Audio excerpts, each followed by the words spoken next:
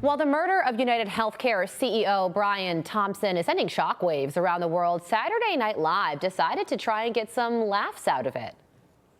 The manhunt continues for the assassin who gunned down the CEO of UnitedHealthcare on Wednesday. And it really says something about America that a guy was murdered in cold blood. And the two main reactions were, yeah, well, healthcare stinks. And also, girl, that shooter hot. Police say that they were able to get the smiling picture of the suspect after the man apparently was caught on camera at a local hostel flirting with a female employee whose name has been reported as Lucky S. Betchalive. Joe Concha is a Fox News contributor, and he joins me now. Joe, take a crack at this one. What do you think? It's such a horrible reflection, Carly, on where we are as a society, right? It's not a joke when a husband and a father of two children is murdered on the street, captured on video for the world to see. And unfortunately, this encapsulates the worldview of the far left. If you run a company and you're from an industry that is not to your liking, apparently you deserve to die. This is not a punchline. It should not be glorified because you're going to have now copycats go after other CEOs of other healthcare companies. We're at a point now, Carly, where other healthcare companies, they're taking down their leadership pages on their websites because they're feared that, they fear that's going to happen to them next. It's such a horrible reflection of where we are at this point. So I just think that we shouldn't be joking about this in any way, shape, or form. I guess I kind of get what SNL is trying to do, but it's a whole bowl of wrong to make it a punchline. I'm sorry. I keep on thinking about his wife and his children. We spoke to somebody who used to work security for him, said that he was just one of the nicest guys and always told his previous security detail to stay safe. So it's a huge tragedy all around. And I hope that his family didn't see that from SNL over the weekend. We also want to ask you about this. The internet going wild over Jill Biden and President-elect Trump being seated right next to each other and having a seemingly friendly interaction at the reopening of the Notre Dame Cathedral in Paris over the weekend. And Donald Trump posted this picture on social media to promote, did you know that he has a new cologne and fragrance line? And the tagline is, a fragrance your enemies can't resist. So what do you think about this, Joe? Well, as a guy who used to wear Jacquard, right, if you remember that in Jersey back in the 90s, Carly, like that was how I got my wife. I wore the Jacquard cologne. The Trump cologne should be very interesting.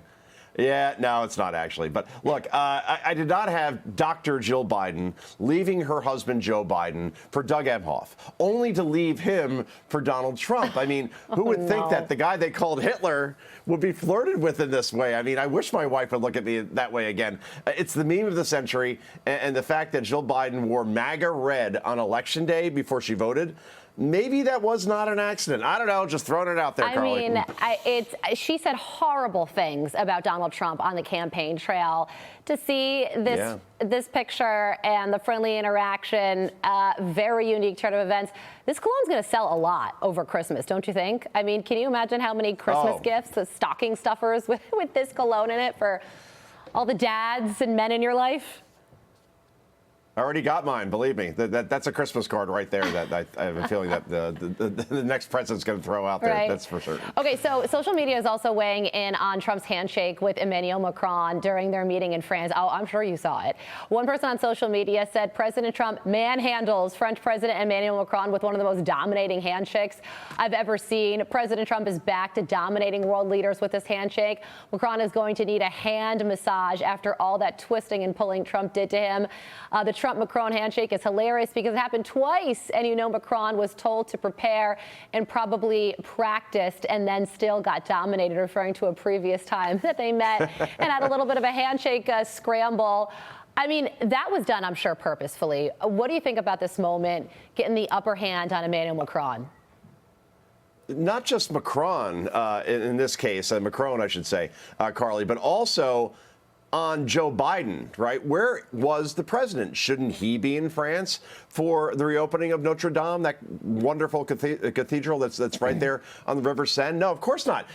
So there's Donald Trump acting like the sitting president, because he pretty much is at this point. He's negotiating with Mexico and Canada through tariffs as far as securing our border. There he is with the French president, and Joe Biden is nowhere to be found. So, yeah, I mean, that's where we're at this point. Leadership is back in this country. Donald Trump is displaying that, no question. Yeah, really quickly, but were you surprised to hear that he held a trilateral with Macron and the Ukrainian president, Vladimir Zelensky? About 30 seconds till we got to toss it over to Fox and Friends. Sure, I hear you. No, Donald Trump right now is showing that, look, don't wait till January 20th. I'm running the country now at this point.